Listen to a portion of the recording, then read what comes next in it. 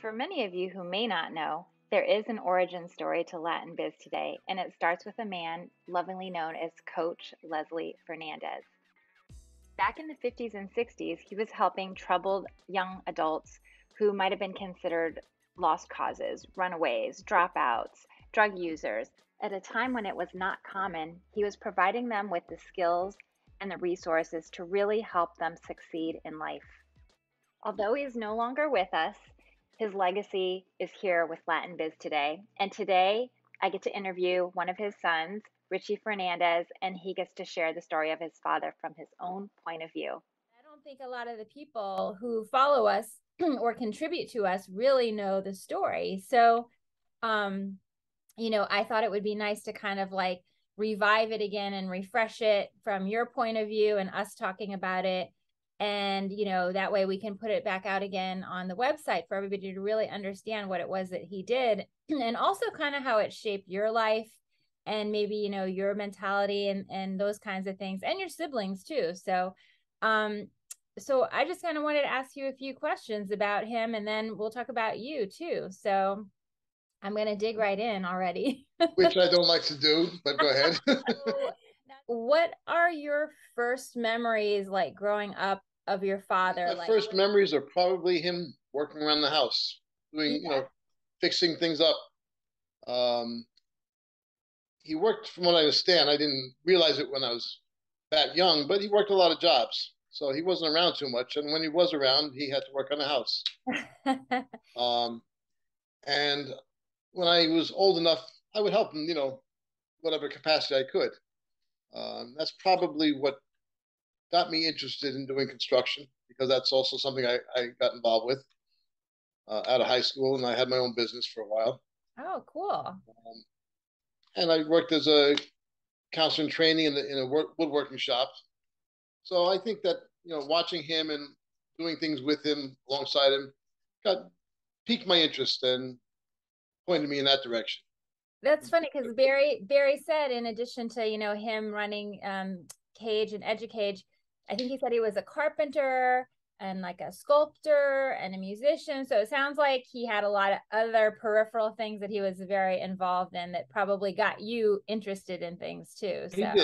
He did, and we used to joke a lot because I think he was about 60 when he finally got his doctorate. So he was going to school for like 40 years, and that's we always yeah, because he didn't have the time, but he was very versed in a lot of areas. What kind of training or schooling or what did he have as he was growing up?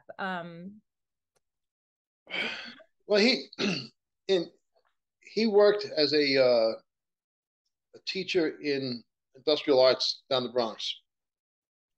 I know he went to NYU at some point. I don't know what he wound up getting his doctorate in. I think sociology.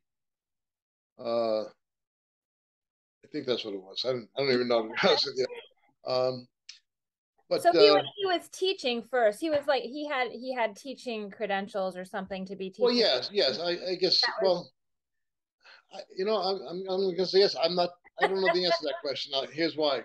Because while he was in the Bronx, he was teaching industrial arts.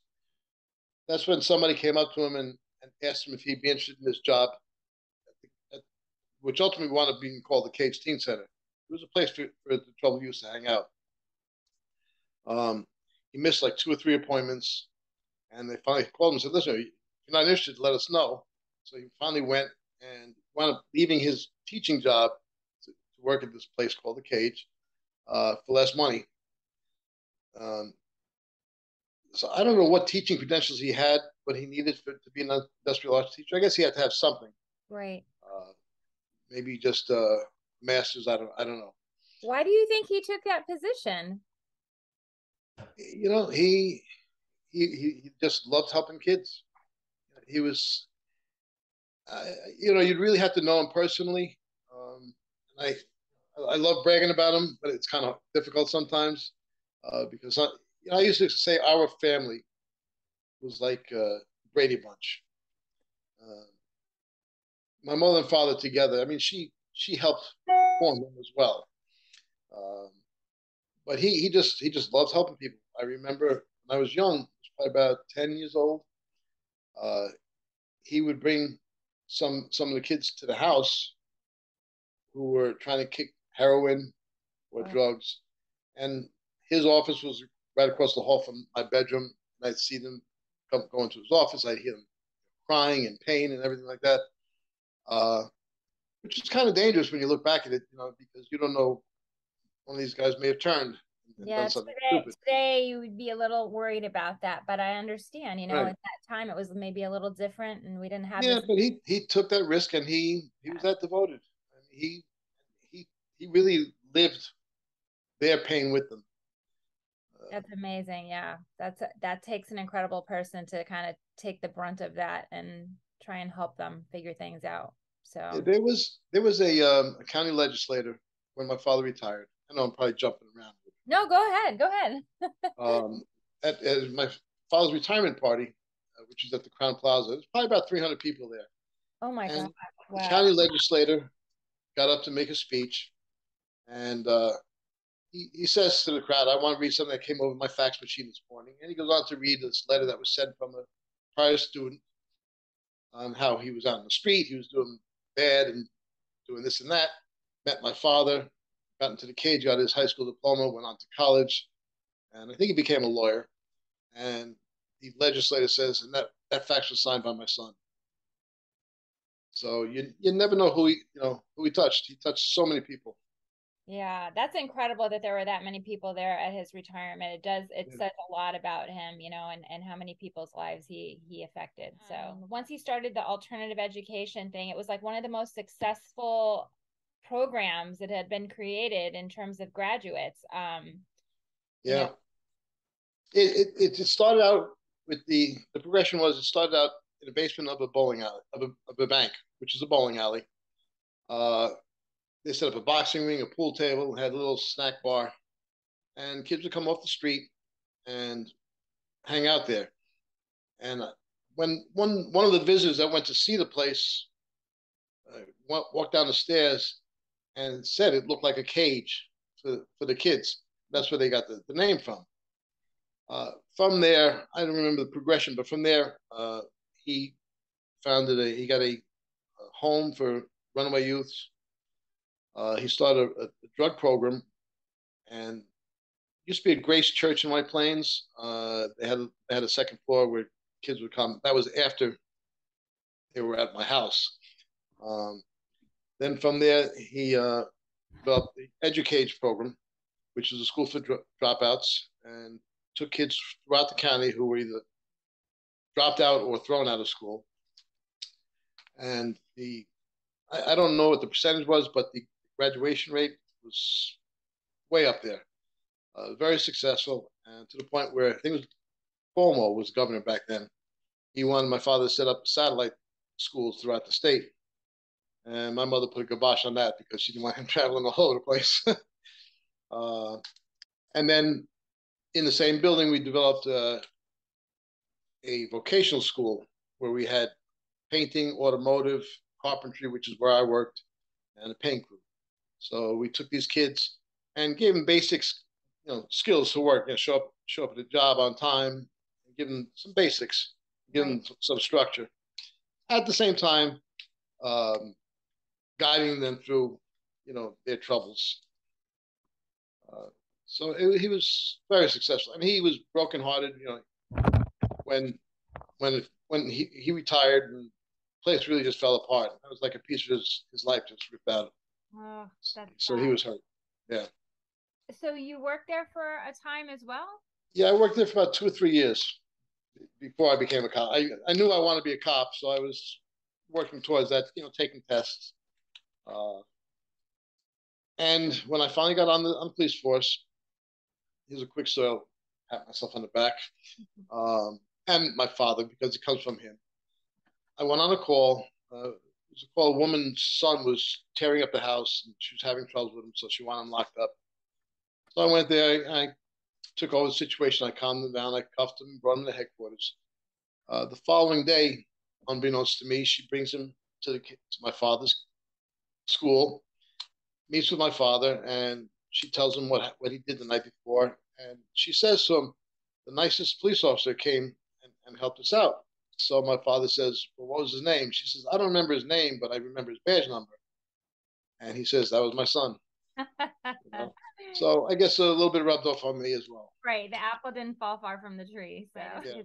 your father was adding these things on it. Like you said, like he maybe he didn't know how to do something, but he was gonna figure out how to do it. And I thought it was really interesting that there was something there that said that they were providing in school infant training for young adults who were going to be parents, and there was like a daycare center. And I just thought it's so revolutionary to be providing tools like that to kids, young adults, like, you know, while they're trying to learn as well, because that's what people need. They can't get Yeah. out of their own way when they don't have those kinds of things to help them, you know. He was very good at foreseeing, people's needs and problems, and coming up, like you said, coming up with resolutions to the Yeah, problem. he just saw like what the next obstacle was going to be and then just started to figure out how to solve it. And I kept thinking like how amazing for a guy who, you know, when you read about him, you read about the love of his family and all of the town and community and whatever, and you're like, he seems like an ordinary guy, and yet his brain is just kind of working to like figure out these problems, you know. Yeah, He's really and he always had a smile on his face. interesting. Even the, uh, the day he was in the hospital before he died, uh, we were there, and he was having trouble breathing. He had congestive heart failure, and I was supposed to bowl that night. And he said, "I'm okay." He says, "Go bowl and have fun." And really thought he was going to be okay. But then that night, we went back after bowling, and he took a turn for the worse. So that was the last words he spoke to me, because he was out of it after that. And that's the way he was. He put everybody else first before him. And that was him. He truly cared about people. It wasn't a job, and he just walked through the steps. He truly cared. Yeah, you can He, tell. he would leave the house many times in the middle of the night when he got a call to go, help somebody. Um, He gave everything really to everybody. So yeah, and even friends of mine that everybody has troubles in their lives. Some people have trouble dealing with certain things, and when friends would come to me, I'd point them to my father, and he helped a few of my friends out as well. And one of the things I would assure them, I said, "Listen, my father doesn't tell me anything that goes on between him and anybody else. So whatever you have to say to them, say it freely, because I won't know anything about it." great. He respected people, and I think that's people can sense that, and that it was genuine. It wasn't just put on. Well, I think when you treat young adults like that too, it makes a difference, right? You know, he treats Yeah, respect no matter what, you know, whatever that situation is. Like you said, you know, they are on drugs or run away or drop out, but he's going to treat them all with respect. And that's what makes a difference sometimes in how a young person feels about themselves, like how somebody's treating them, you know. So absolutely. are they worthy of, you know, being a human being? Like treat me with respect. So Yeah. In fact, in the education in the school, uh, it was very informal, and people would call the teachers by their first names rather than Mister or Mrs. So and so. And it kind of just made it more personal, and more of an even keel relationship. Nobody like looked at the teacher like you're way above you or you're way below me, that type of thing. everybody calls him coach, I guess is what I always hear. So is that because he was coaching, like you said? Well, Yeah. I can get something for you if you give me a second. Sure. Give me a second. Oh my gosh. Is that The a sweater jacket? that he wore. He Oh, was how awesome is that? We need to have those made for Latin Biz Today. Oh my God. I in the cage. He had a boxing program, um, and that's where he got the name Coach. The arms are like 10 feet long. oh my God, that's Yeah, great. Yeah. it's a tough jersey to fill. Yeah, right. You know? It's made for one man and one man alone. Yeah, he was very special. So As a teenager, do you think you were considered by your parents as an easy teenager, or do you think you had your own issues? Like, how would you perceive yourself as a teenager? Depends which eye I'm looking at myself with. uh, I was a normal teen, I guess. We got into our little troubles here and there. Um, I was even as a teen, I was the go-to person in my family. Uh, my mother needed something from the store. We'd be playing ball out in the street. Richie. She'd call, yep. And and every time I never turn it down. And one time I remember I said, get somebody else to do it. She had a fit. She said, no, you guys don't want to help. This one time I didn't do it. Never said it again. You're like, okay. Yeah, but even till the day that they both died, I took care of them, and I was the go-to person, and I still am. My father, my brother, my sister, my aunt, my nephews. I had a lot of people living here, taking care of them. And again, my nephews were going through some troubles, and I helped them out however I could with my father's guidance as well. And I would go to him a lot of times, and ask for, present him with a problem, ask him what he thought or how he would resolve something. So I always drew from him, from his knowledge and experience. And he had a ton of experience, so you had a Oh lot yeah, of things to draw on. So he was a very very wise man. He really was wise and compassionate. Those are probably two of the best words I could use to describe him. yeah. What do you think? Well, what did you think when Barry told you about starting up Latin Biz Today and, having Coach kind of be the origin story of why he wanted to do it? What did you think? What did you Oh, guys? I was very very proud. How could you not be when somebody thinks so highly of your father, or anybody? It's an honor. Like, what are some of the words of wisdom, that he gave you that you tend to share or you tend to gravitate to when you're kind of either helping somebody or helping yourself, let's say? Yeah, I mean, the main thing that I got from him when I was go through whatever issues I was dealing with is how much he loved me. Um, and I think for him, he was able to extend that love to people who weren't family, you know, they were friends or acquaintances, and he was still able to make them feel that love. It sounds a little quirky, I guess. Um, he made people feel like they belonged to him, to his family, uh, and they listened. They listened to him because he listened to them. It's amazing he had that kind of room, I guess, in his heart to be able to have that all for his family and then yet extend to so many other people, His, but still. the extended family, his circle of friends, he treated just like family.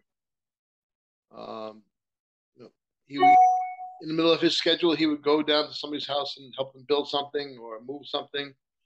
Uh, he just really just he cared. He cared overly cared for people, Yeah. you Yeah. know, and it showed, and people appreciate that. But is there anything you would say that kind of shaped your path and where you went and being a cop and like? Um, I think the biggest thing was, like I said, seeing how he cared and treated people. Um, I'm sure that kind of came to play into me wanting to become a cop. I don't really know something specific that I could say this is why I became a cop, but I definitely took those characteristics from him and applied them towards my job. Um, Working as a teacher, uh, I took his caring where he cared for people and used that as well because I care for people. Um, and again, that's why a lot of people come to me, even when he was alive. Still to this day, they've come to me with problems, and I never tell somebody this is what you should do. I'll listen to them and I'll say if you do A and B, C can happen. But if you do X, Y, and Z, X can happen. And let them make a decision. I never tell people what they should do because I'm not who am I to let somebody know what's best for them. Right, you're not in their shoes, but you can give Right. them options and solutions, potential solutions. Right. And I try to listen to people. and and I also don't gossip. I'm so not into gossip. Somebody tells me something, 10 minutes later, it's out of my head. I forget about it because it's not important to me. That's a very good quality. Yeah. Your father was so instrumental in giving advice to people, and helping them. Did he have a mentor? Like, did he have somebody who kind of like gave that to him? Like, how did he kind of come to be in that I way? mean, not none that I would know of other than his parents. Obviously, him growing up, I wouldn't know him. But that's where I would say he got it from. But it's probably something that just he developed on his own with his own skills. Um, and as a police officer, let me digress a little bit. Suicide rate in police is very high Yeah. because when there's a problem, people call the police to resolve the problem. When a policeman has a problem, they say to themselves, "I'm supposed to know how to fix it," and they can't. They don't know how to go to somebody. My father's probably in the same situation as that. He was so wise and helpful, and if he had a problem, I don't think he went to anybody to talk to anybody. Uh, because it's hard. You think you're supposed to be the one that everybody comes to with all the answers. Who do you go to? That's actually true. And the couple of things that you mentioned today, about, the house and buying the house and, creating the program. I mean, he really just kind of figured these things out on his own, right? So Yeah, it's yeah, kind of his DNA, his nature. That was kind of how he achieved things. So you're right. It could potentially his parents be his biggest, role models and mentors, and the rest he developed along the way. So, yeah. is there anything you want to share? Any story, any anecdote about your father at all that you didn't talk I about? mean, what can I say that I haven't said already? I mean, I love him to death. He was a great, great guy. He definitely made me who I am today. And I'm happy who I am. So he did a good job, I guess. He did. Yeah. Well, and talking to you and and you sharing everything about him, it definitely sounds like he was just an amazing guy and he did an amazing job raising you along with your mom too. So Yeah. he was instrumental in it as well. So it was just really nice to share the story of him and hear it from you, so we can share it out to another generation of people and, make sure that everybody knows about his story and what he achieved. So There won't be another one like him. no, there will not. That is for sure. Yeah.